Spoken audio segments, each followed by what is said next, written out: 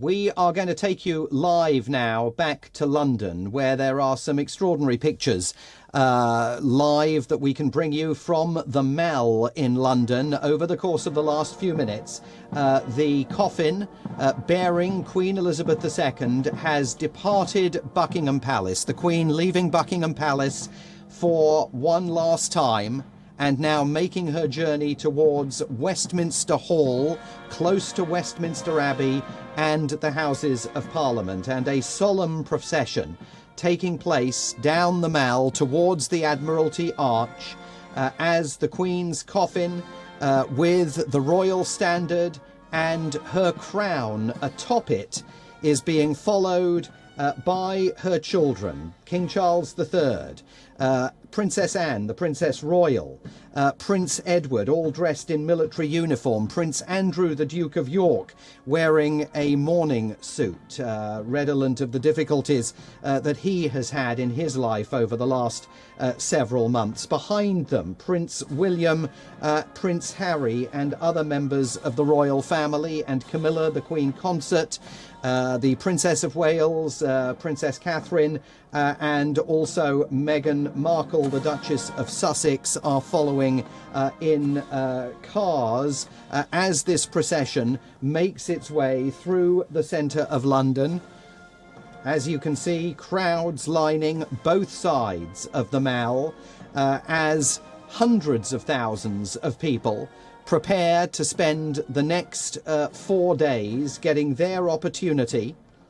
to file past the casket containing the remains of Queen Elizabeth II. She will be lying in state for 4 full days in Westminster Hall ahead of her funeral, state funeral, taking place in London next Monday. And already the authorities in the British capital are saying that even though there are 4 full days set aside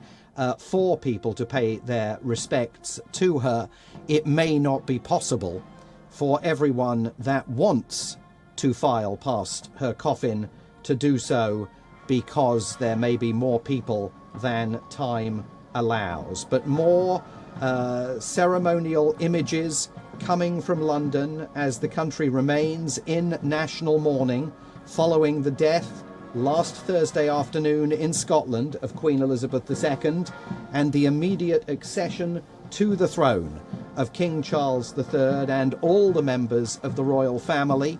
along, of course, with members of the public now thronging the streets between Buckingham Palace and Westminster Hall, are preparing for that state funeral on Monday. And then, of course, several more days, another week of official mourning after that funeral comes to an end. All eyes in the crowd certainly will be both on the casket as it passes people lined on both sides of the Mall there, but also, of course, on those members of the royal family, including King Charles III,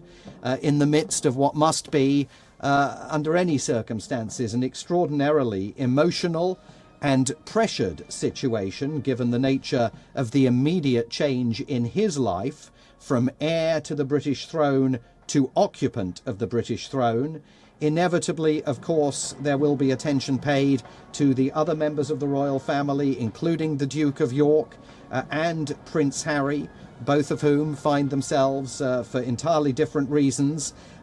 facing complicated relationships with a life of royalty. But as we've seen over the last several days throughout the United Kingdom, as King Charles has made his way to Scotland, Wales, and yesterday to Northern Ireland, the country really coming together to celebrate the life of his mother and the extraordinary example of service that she set over 70 years on the throne, Britain's longest serving monarch. She died last Thursday at the age of 96. And what we're witnessing here